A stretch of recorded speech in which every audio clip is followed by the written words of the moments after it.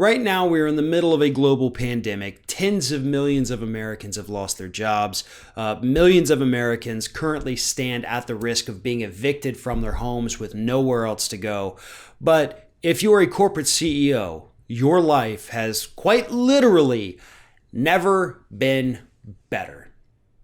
According to a new report from the Economic Policy Institute, the CEO to worker pay ratio has once again increased.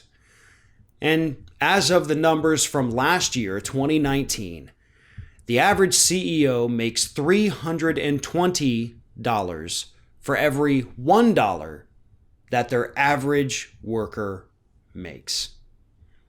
Back in 1989, by the way, that ratio was 61 to 1. And here we are, 30 years later, based on the numbers here, 30 years later, and it's gone from 61 to 1 to 320 to 1. Not that long ago, the number being pushed out, because this is what it was at the time, was about $285 to $1. And here we go, continuing to rise. And here's the kicker that the Economic Policy Institute points out. This number in that 30 years has increased 1,167%, or excuse me, in 40 years has increased 1,167%.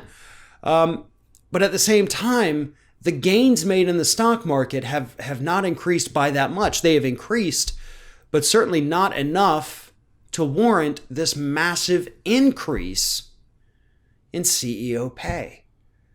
So the companies are worth more than they were back then, but not at the same rate that the CEO pay is rising. So why? Why are the CEOs getting more when the company has not seen their value rise by the same level? That's a bit of a mystery, isn't it? Well, actually, it's not. Because this is what unfettered, unchecked, unregulated capitalism gives us. Rampant greed and inequality. This is capitalism. This is what it does. This is what it is. This is not an accident. This was by design, because that is what this system is supposed to do. Allow those who already have power to centralize their power, to gain more power, and to squeeze the rest of us. And that is exactly what's happening now. Worker pay, average worker pay across the United States has been stagnant for decades. Stagnant. Just kind of staying the same.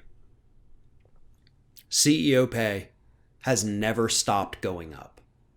Even though productivity among workers has also been going up, our wages have not. We are stuck. We are stuck by a system that prevents upward mobility. That's the bottom line. And that is what this report, even they don't explicitly say that, that is exactly the message they're trying to get across.